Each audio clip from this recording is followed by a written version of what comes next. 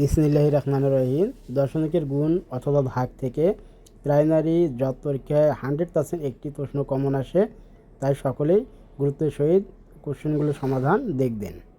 0.005 এর বর্গ সমান কত? অঙ্কটি এসেছিল প্রাথমিক বিদ্যালয় সহকারী শিক্ষক 2012। প্রশ্ন ছিল মেঘনা আর কি। আমরা সঠিক উত্তরটি আমরা নির্বাচন করব।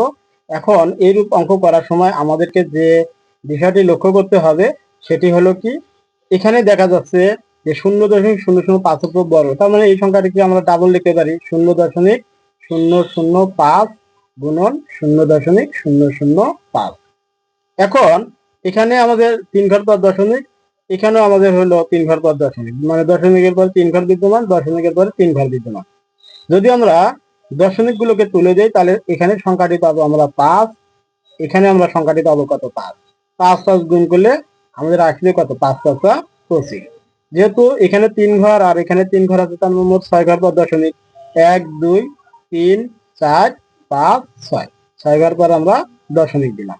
তাহলে 6 ঘর পর দশমিক দিলে এখানে সঠিক অপশনটি আসতেছে যে গ নম্বরটি 0.0000025। এই অঙ্কটি খুবই গুরুত্বপূর্ণ ছিল। আমরা আরো একটি অঙ্ক আমরা লক্ষ্য করি যে 0.4 গুণন 0.05 গুণন 0.02 ব্র্যাকেট ক্লোজ করার পর এখানে একটা ভাগ দেওয়া আছে। ভাগ দেওয়ার পরে লেখা আছে 0.01 সমান কত? এই অঙ্কটি দেখো অনেক পরীক্ষার মধ্যে এসেছিল। প্রাথমিক সহকারী শিক্ষক 2015, কারিগরি শিক্ষা অধিদপ্তর, খাদ্য অধিদপ্তর, উপখাদ্য পরিদর্শক, অডিটর, সুপারভাইজার 2009 সালে এসেছিল আর কি।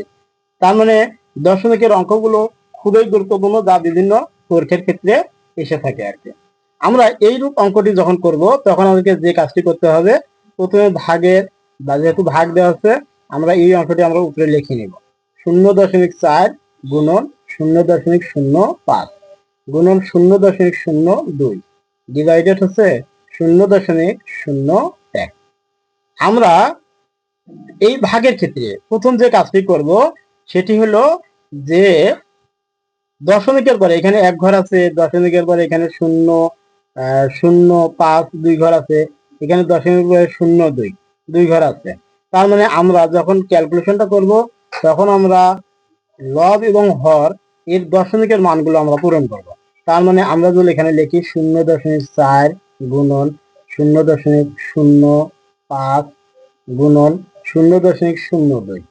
এখন আমরা নিচের মানটি যখন লিখবো 0.01, আমাদের লক্ষ্য করতে হবে এখানে 1 ঘর পর দশমিক, এখানে 2 ঘর, এখানে 2 ঘর, তাহলে 2 2 4 1 5, এখানে দশমিকের পরে আমরা 5টি ঘর বানাবো 1 2 3 4 5।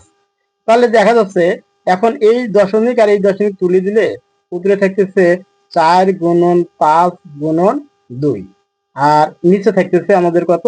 দশমিক তুলে দিলে মানটি হবে 1000, তার মানে 1000 হবে আমাদের। এখন আমরা যেহেতু দশমিক গুলো তুলে দিলাম, এখন আমরা অনায়াসে আমরা কাটাকাটি করে সঠিক উত্তরটি আমরা নির্বাচন করব। এখানে দেখো 5 দিয়ে আমাদের এটাকে ভাগ যাবে, 5 দুগুণ 10, তার মানে 200।